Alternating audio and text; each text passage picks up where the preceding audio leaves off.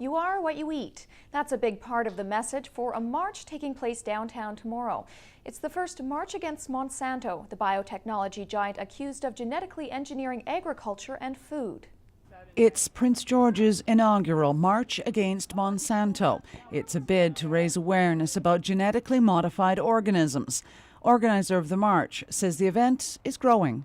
There's an international movement that was starting up against Monsanto. At this point, it was only about 5 weeks ago, and it was just picking up speed. And then I seen online a local march that started, and there was 6 people in the march.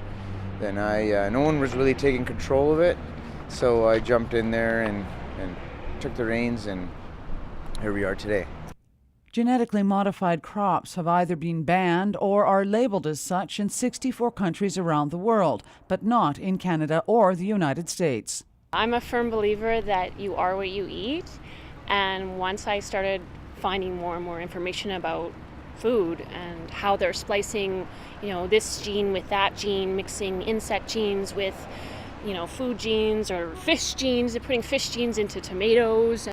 Carolyn Manhas says many people are unaware of what Monsanto is or what genetically modified organisms are. While organically grown products tend to cost more, it's worth it.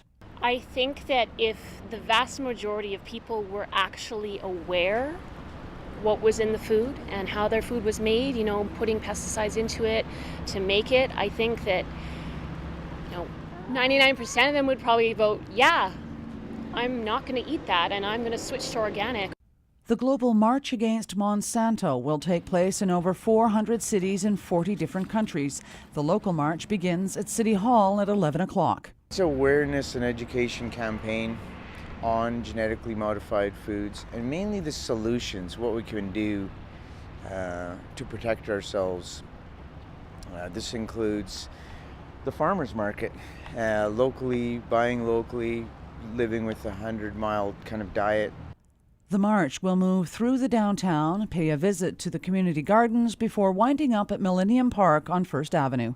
Cheryl Jan, CKPG News.